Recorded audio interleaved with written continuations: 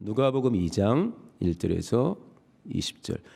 이때 가이사 아구스도가 영을 내려 천하로 다 호적하라 하였으니 이 호적은 구레뇨가 수리아 총독되었을 때에 첫 번 한 것이라. 모든 사람이 호적하러 각각 고향으로 돌아가매 요셉도 다윗의 집 족속인 고로 갈릴리 나사렛 동네에서 유대를 향하여 베들레헴이라 하는 다윗의 동네로 그 정혼한 마리아와 함께 호적하러 올라가니 마리아가 이미 잉태되었더라. 거기 있을 그때 해산을 날이 차서 맏아들을 낳아 강보로 싸서 구유에 뉘었으니 이는 사관에 있을 곳이 없음이로라. 그 지경에 목자들이 밖에서 밤에 자기 양떼를 지키더니 주의 사자가 곁에 서고 주의 영광이 저희를 두루비침에 크게 무서워하는지라. 천사가 이르되 무서워 말라. 보라 내가 온 백성에 미칠 큰 기쁨의 좋은 소식을 너희에게 전하노라. 오늘날 다윗의 동네에 너희를 위하여 구주가 나셨으니 곧 그리스도 주시니라. 너희가 가서 강보에 쌓여 구유에 누인 아기를 보리니 이것이 너희에게 표적이니라 하더니 호련히 허다한 천군이 그 천사와 함께 있어 하나님을 찬송하여 가로되 지극히 높은 곳에서는 하나님께 영광이요 땅에서는 기뻐하심을 입은 사람들 중에 평화로다 아니라. 천사들이 떠나 하늘로 올라가니 목자가 서로 말하되 이제 베들레헴까지 가서 주께서 우리에게 알리심 받은 이루어진 일을 보자 하고 마리아와 요셉과 구유에 누인 아기를 찾아서 보고 천사가 자기들에게 이 아기에게 대하여 말한 것을 고하니 듣는 자가 다 목자의 말하는 일을 기이 여기되 마리아는 이 모든 말을 마음에 지키어 생각하니라. 목자가 자기들에게 이르던 바와 같이 듣고 본 그 모든 것을 인하여 하나님께 영광을 돌리고 찬송하며 돌아가니라. 아멘. 성탄이 이루어지고 있죠. 제목을 생일이 있으신 우리 주님 그랬습니다. 오늘 본문을 보면서 가끔 그런 생각을 했습니다. 의전이 참 형편없다 이런 생각을 했습니다. 구주가 오시고 하나님이 등장하시는데 의전이 참 형편없다. 시저 아우구스투스, 그러니까 로마의 첫 번째 황제입니다. 가이사 아구스도. 자기보다 훨씬 높으신 분이 오시는데 호적하라 딱 해가지고 호적하게 모든 사람들이 움직이게 만듭니다. 그때 요셉과 마리아가 움직이니까 그걸 로마 황제 시저가 딱 듣고서 아닙니다. 왕께서는 그 자리에 계시옵소서 하고서 이제 잉태한 마리아와 요셉을 그대로 놔두고 와서 막 의전을 하는 것이 아니죠. 아니면 아니다. 우리는 미가의 예언대로 베들레헴에 가서 아이를 낳을 것이다. 하니까 또 그리하옵소서 하고서 이제 엄청난 호위하는 사람들과 함께 정말 편안하게 구주의 탄생이 막 준비되거나 그러지가 않습니다. 존재 자체를 모르는 거죠. 그러면 조금 더 가까운 땅, 이 당시 유대 지역을 누가 다스렸습니까? 로마의 식민지지만 유대 왕이 누구였죠? 헤롯이었습니다. 동방에서 박사들이 별을 보고 왔습니다. 유대인의 왕으로 나신 이가 있을 것이다. 별을 보고 왔다니까 나는 몰랐는데 하면서 나도 가서 경배하겠습니다 해가지고 모든 좋은 것을 예비해서 가지 않습니다.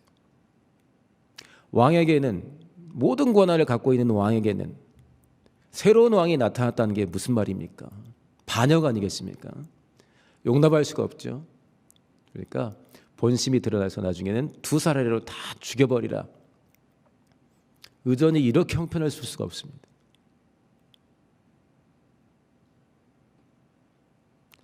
물론 요셉의 의전도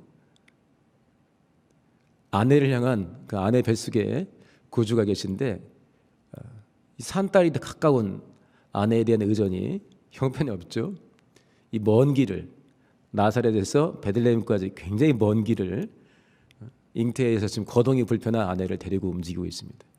물론 제가 의전 차원에서 약간 농담을 삼아서 하겠는데 요셉에게는 마리아를 산딸이 가까운 마리아를 갈릴리 나사렛에 두고 올 수가 없었겠죠.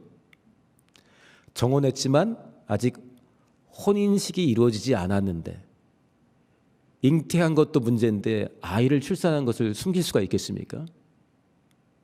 그것도 남편은 호적하러 간 사이에 만약에 그 아이를 출산하게 될 경우에 마리아가 굉장히 어려움을 많이 당했겠죠. 그러니까 예언은 분명히 또 베들레헴에서 나실 것이라는 예언도 있고 다양한 사정이 있겠지만 어쨌든 마리아와 요셉은 마리아는 복중에 아이가 있는 상태에서 해산할 날이 가까운 상태에서 지금 먼 길을 이동하고 있습니다. 어쨌든 의존은 형편없습니다. 요한복음 1장에 이런 말씀 기억하시죠? 10절부터인데 그가 세상에 계셨다. 예수 그리스도를 말하는 겁니다. 예수께서 세상에 계셨다. 그리고 이 세상은 그로 말미암아 지은 바 되었다. 그러나 세상이 그를 알지 못하였고 이렇게 씁니다.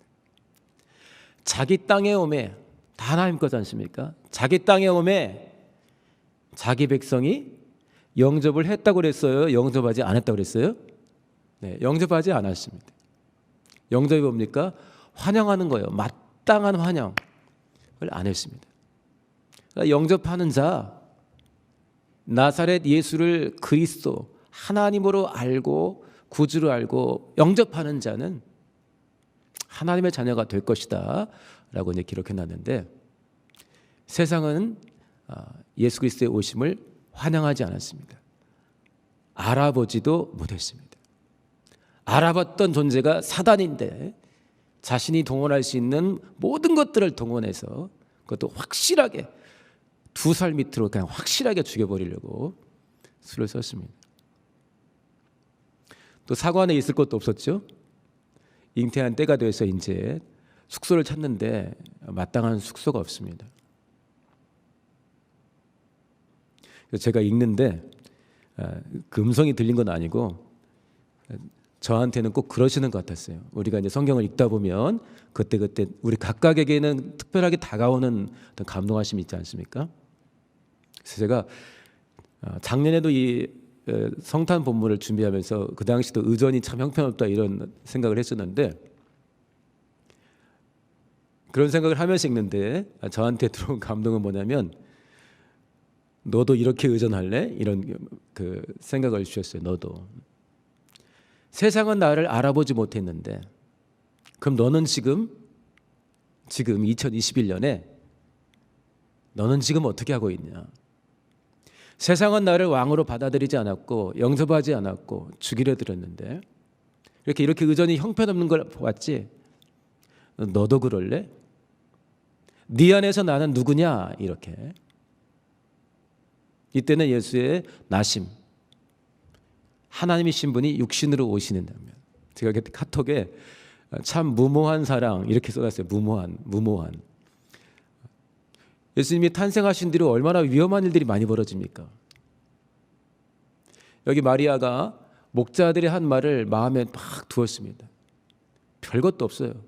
이보다 훨씬 큰 말씀들을 많이 들었고 하도 들어서 이런 어떤 자신과 아이에 대한 높이는 말을 들으면 식상해가지고 하도 많이 들어가지고 너도 알았냐? 이런저런 할 법한데 마리아와 요셉은 하나님은 극진히 그들을 챙겼지만 세상이 원하는 방법대로 극진히 챙기지는 않았다는 게 분명합니다. 굉장히 가난하게 살았고 힘든 인생을 살았고 헤롯이 위협하면은 더 큰 하나님께 기도해서 헤롯이 죽어버리는 게 아니라 애굽으로 피신을 한다든지 이런 일들을 하게 됩니다. 그렇기 때문에 목자들이 와서 천사에게 들었다는 말을 전해주었을 때 마리아는 그것을 마음에 둡니다. 이것을 마음에 막 두어야 할 만큼 굉장히 심령이 가난하고 아쉬운 게 많은 거예요. 마리아는 압니다. 내 복중에 있는 아이, 네 태어난 아이가 사람으로 말미암아 생긴 아이가 아이란 걸 압니다. 그렇다면 출산이 특별하지 않습니까? 그러나 출산이 평범한 게 아니라 아주 평범이하예요. 강보에 싸서 구유에 누인 아이, 이런 일이 많으면 표적이 아닙니다. 그러나 애를 낳아서 강보에 싸가지고 포대기에 싸가지고 구유에 올려놓는 일은 사실상 거의 없기 때문에 표적으로 알려줍니다. 가서 강보에 싸서 누워있는 구유에 누워있는 아기를 볼 것이다. 이것이 너에게 표적이 될 것이다. 그런 아이는 거의 없으니까요. 그러나 하나님은 의전을 적당히 하지 않으셨습니다. 우리 13절 14절 보게 되면은 12절 한번부터 볼까요? 12절 한번 보세요. 너희가 가서 강보에 쌓여 구유에 누인 아기를 보리니 이것은 우리가 하나님께 한 의전입니다. 우리가 하나님을 대한 태도입니다. 그래서 너희가 이처럼 사람에게도 하지 않은 행동을 하게 될 텐데 이것이 표적이다. 13절 하나님의 의전입니다. 호련히 허다한 천군이 수를 셀 수 없이 많은 천군이 천사들이라고 생각할 수 있겠죠. 그 천사와 함께 있어 하나님을 찬송합니다. 가로되 지극히 높은 곳에서는 하나님께 영광이요. 이게 무슨 말입니까? 지금 이렇게 아이가 태어나고 진행되는 모든 일은 하나님의 아들에게 생일이 나타나는 말씀이 육신이 되어온 이 일은 너희들 누구도 환영하지 않았지만 이것은 하나님께 영광이요 그랬습니다. 하나님 보시기에 하나님의 최선이 담겨있는 기가 막히다 하는 장면입니다. 하나님만이 하실 수 있는 작품이죠. 그래서 예수님은 사도 바울에게 감동을 하셨죠. 예수 그리스도는 하나님의 지혜요 하나님의 능력이다. 그리스도의 말과 그리스도의 삶은 하나님의 모든 지혜, 하나님의 모든 능력이 담겨 있는 것이다. 그래서 사람도 하지 않는 일들이 벌어졌기 때문에 표적이 되는데 그러나 이 모든 일을 주관하신 하나님이 뭐라 했습니까? 지극히 높은 곳에서는 하나님께 영광이요. 이렇게 말씀이 육신이 되어 오셔서 자기를 완전히 비워 오셔서 사람의 관심을 전혀 끌지 못하는 몸을 오셔서 황제도 왕도 대제사장도 서기관도 누구도 환영하지 않고 아예 알아보지 못하는 방법으로 겸손히 오셨는데 이렇게 하나님이 자기를 완전히 비워서 아주 작은 사람으로 사람들 가운데 보내심 받은 것이 여기에 하나님의 놀라운 영광이 담겨 있다는 것입니다. 무모한 사랑이죠. 이렇게 아이로 태어나야 사람으로 오셔야 사람처럼 죽을 수가 있고 우리의 모든 죄를 짊어질 수가 있는 것이고 그래야 우리에게는 큰 기쁨의 구원의 소식이 되는 것입니다. 할렐루야. 예. 그래서 이 장면을 보면서 하나님은 최선을 다해 의존하고 천사들이 볼 때 이렇게 구주가 오시는 이 장면은 그 품격이 와 최고다. 그때 그 공연 보니까 역시 그 팀이야 최고야 세계 최고야 하는 것처럼 그런 표현이죠. 하나님께 영광이에요. 하나님이 이렇게 육신으로 오시는 이 일이 하나님께 영광이에요. 하나님의 최선이에요. 하나님의 사랑이 가득 담긴 것이요. 너희들에게는 최고의 선물이다. 우리 뒤에 연습하게 있죠. 성탄. 예수 그리스도는 하나님의 최고의 선물. 우리가 생각하는 것과 다른 방법으로 오셨지만 하나님의 최고의 선물입니다. 근데 이제 우리 안에 왕으로 계신 분. 제가 이제 생각했는데 성탄이 큰 의미가 있으려면 무엇일까? 아직 예수님이 죽으심을 맛보지 않은 상황이라면 이 성탄을 기념하는 게 별 큰 의미가 없겠죠. 그러나 십자가의 은혜, 부활의 소망이 우리에게 이미 실상으로 주어졌습니다. 십자가의 은혜를 생각하니 성탄이 의미가 있고 부활의 소망 앞에서 성탄을 생각하니까 우리에게는 이 성탄이 너무나 영광스러운 아닙니까? 지금도 출산율이 적었지만 많은 아이들이 태어나는데 애 태어나는 게 무슨 문제예요? 그러나 이렇게 나시니가 십자가를 지어주셨고 이렇게 나시니가 죽으시고 부활하시고 하늘에 오르시고 우리에게 성령을 부어주신 우리의 구주이십니다. 너희도 이렇게 나에게 대하려느냐. 주님은 철저히 낮추었고 이것을 하나님은 영광이다 하셨습니다. 사람을 살릴 수 있는 모습으로 오셨습니다. 우리는 오늘날 2021년 12월 19일인데 한번 자기의 삶 중심들을 돌아보세요. 2년 가까이 우리 삶의 중심 예수 그리스도를 우리가 외치고 있습니다. 우리 안에서 주님은 어떤 대접을 지금 받고 계신가요?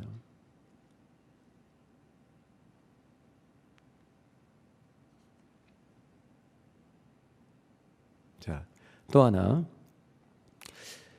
예수 그리스도의 공생의 이 시작이 하나님께 영광이다 그랬는데, 그리고 이 모습을 닮아가면 땅에서는 기뻐하심을 입은 자들 가운데 뭐예요? 전쟁이다가 아니라 평화다 그랬습니다. 이 일은 하나님의 영광이 총동원돼서 진행되고 있는 일인데 이 일의 의미를 알고 닮을 수가 있다면 평화가 있을 것이다. 예수 그리스도께서 이렇게 자신을 낮추어 오신 것은 화려한 어떤 쇼가 아닙니다. 길이고 진리이고 생명입니다. 너도 이렇게 의존할래? 이런 음성이 있었다면 저에게 두 번째 감독은 뭐였냐면 너도 이렇게 하라 였습니다. 강보에 쌓여 구유에 놓인 아기, 철저하게 자신을 하나님 되심을 비워 낮추신 하나님. 그럼 나는 여기서 뭘 본받아야 되지? 생각합니다. 우리는 여기서 뭘 본받아야 될까요? 예수 그리스도의 낮추심을 본받아서 우리를 낮춰야 됩니다. 그래서 예수님은 우리를 정말 사랑하시기 때문에 다 나를 따라와야 된다 하셨는데, 따라오려거든 했습니다. 따라와야 되는데, 같이 가야 되는데, 따라오려거든 뭐라 했죠? 자기를 부인하고 자기 십자가를 지라 했습니다. 예수님이 하나님 되심을 완전히 비워버리니까 사람으로 오셔서 사람으로 살아주셨습니다. 그리고 사람으로 살면서 충분히 또 자신을 온전히 비워내니까 사람인 자기 모습을 비워내서 또 하나님처럼 또 일을 하지 않았습니까? 우리는 어떻게 해야 됩니까? 예수께서 낮추신 것처럼 현재 우리를 보내신 곳에서 못해 안 돼요로 낮추는 게 아니라 하나님이 원하시는 모습을 내 안에 담기 위해서 하나님이 원하시는 모습과 다른 나를 빨리 바꿔버리는 그런 낮춤이 너무나 필요합니다. 예수께서 이렇게 나시고 사람으로 사는 모습은 정말 충격적이지 않습니까? 근데 문제는 이게 길이라는 거고 이게 진리라는 것이고 이게 생명이라는 거예요. 그리고 이미 우리에게 보여주신 대로 우리가 살아야 된다는 거죠. 그리고 이것과 다를 때는 예수님의 생각과 내가 많이 다르네, 예수님의 행동과 내가 많이 다르네 해서 그치는 게 아니라 급격히 마음을 정해서, 분명하게 마음을 정해서 나와 하나님과 차이가 나는 부분, 하나님의 생각과 나의 생각과 차이가 나는 부분을 빨리 바꿔야 된다는 것입니다. 너도 이렇게 나를 대하겠느냐? 첫 번째. 두 번째는 너도 이렇게 나처럼 하라. 그럴 때 예수 그리스도의 공생애, 예수 그리스도의 오심, 예수 그리스도의 성탄이 우리의 삶 가운데 정말 생명이 될 것이고, 그리고 이것이 우리 주변 사람들에게도 기쁨의 큰 소식이 될 것입니다.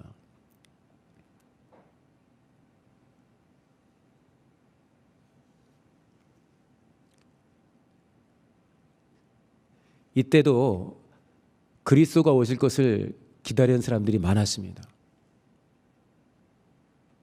헤롯이 당황합니다. 헤롯도 성경을 존중하지만 생명처럼 여기진 않죠. 동방에서 온 박사들이 별 이야기를 하고 유대인의 왕 이야기를 합니다. 그러니까 물어봅니다. 당시의 종교 리더들에게. 그러니까 금방 알아요. 메시아가 그리스도가 어디서 나냐 하니까 미가서를 인용하면서 유대 땅 베들레헴입니다. 딱 말을 해요. 그런데 그들이 유대 땅 베들레헴에 가서 구주 예수를 보나요? 별로 인정하지 않죠. 그럼 이 당시에 목자가 최고로 유명한 신앙생활을 하는 사람들입니까? 이 당시에 최고로 유명한 리더들이 다 목자가 되는 겁니까?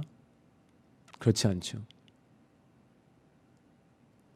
유대인 사회는 빈부귀천이 적은 사회이긴 하지만 목자가 대단한 직업입니까? 그러나 이 목자들은 너무나 생생하게 첫 번째 성탄을 기념하게 됩니다. 목격하게 됩니다. 그럼 제가 생각했어요. 야, 지금도 다양한 사람들이 예배하기 위해서 모일 것이고 성경을 상고하겠지만 기도도 하겠고 신앙생활을 하겠고 특별히 개혁 공동체에서도 개혁을 위해서 애를 쓰시겠지만 정말 심령이 가난하고 간절하게 하나님을 찾는 심령에는 하나님이 반드시 찾아가시겠구나.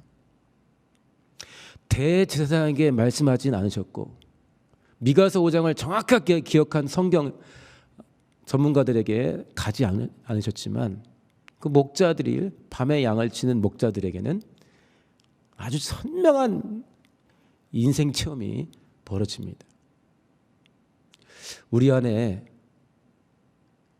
하나님의 말씀을 배우고 공부하고 그렇습니다, 인정하고 은혜 받았습니다 하는 정도에 그치지 않고 하나님을 선명하게 만나는 부인할 수 없는 체험으로 자신의 삶을 바꾸지 않을 수 없는 은혜 충만한 경험을 하는 분들이 많이 나와야 될 텐데 근데 여기 보니까 반드시 있습니다. 왕이 몰라봐줘도 황제가 전혀 느낌이 없어도 왕은 죽이려고 해도 이 소박한 시골이라 할지라도 이 사관에서도 이 아이를 몰라보잖아요. 착하든 뭐든 몰라보지만 그러나 하나님이 찾으시는 심령이 분명히 있다는 거예요.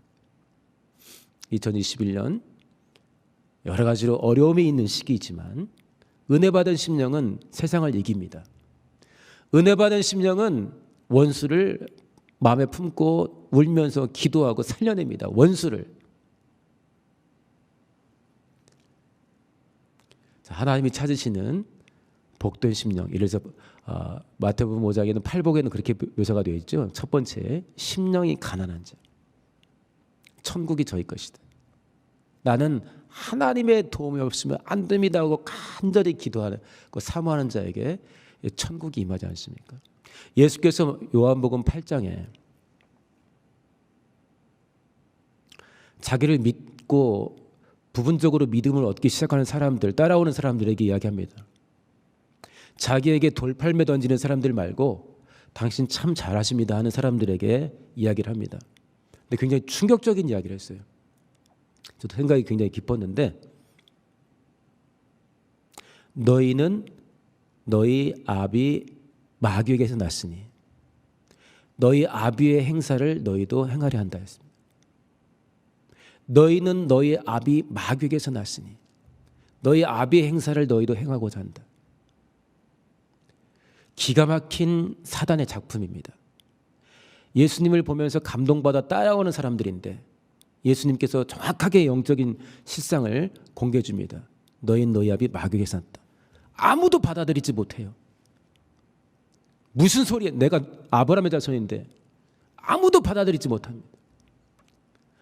자기가 어떤 상황이 있는가를 전혀 인식하지 못할 정도로 사단이 엄청나게 오랜 동안 공을 들여서 사단의 것들을 만들어 놔버렸어요. 너희는 너희 아비 마귀에게서 났다. 너희 아비의 욕심을 너희도 행하고자 한다. 얼마나 큰 충격입니까? 자기 땅에 오매 자기 백성이 영접하지 아니하더니 십자가를 지고 대신 죽어주고 부활해서 승천하시고 성령을 부어주시고 지금도 대신 기도하고 우편에서 기도하면서 처소를 예비하고 있는데 전혀 반응이 없다면 반응이 없으면서도 태연하게 살아가고 있다면 우리는 예수님이 참 잘하십니다 하면서 따라갔을 때 너희는 너희 아비 마귀에서 났다는 소리를 듣는 것처럼 개혁을 외치고 더 좋은 신앙을 하려고 하면서도 주님 눈에는 너희는 너희 아비 마귀에서 났나니라는 소리를 들을 수도 있습니다. 이 성탄 때 일주일 남았는데요. 좀 차분하게 이 성탄과 나는 어떤 의미가 있는가를 좀 곰곰이 생각도 해보시고, 성탄 그렇지 뭐 선물 준비한 것도 중요하지만 한 일주일 있지 않습니까? 연말까지 시간이 있는데 성탄에 대해서 좀 깊이 한번 상고해 보세요. 나와 무슨 상관이 있는가? 예수 그리스도의 이 오심을 나는 어떻게 받을 것인가?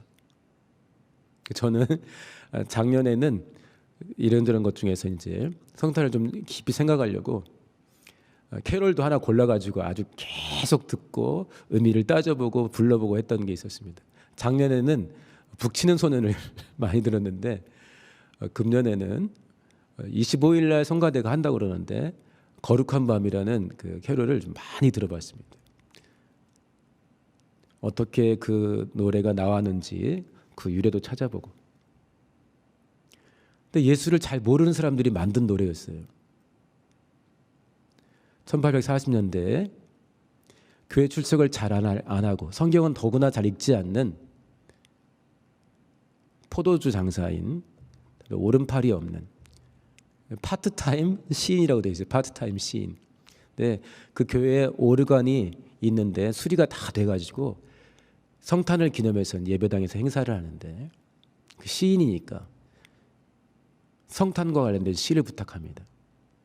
그러니까 성경도 잘 안 읽었기 때문에 이 본문을 읽어요. 오늘 누가복음 이 본문을 읽고서 영어로는 Midnight Christian, 그러니까 한밤중에 크리스찬들, 이게 불어로 된 시거든요.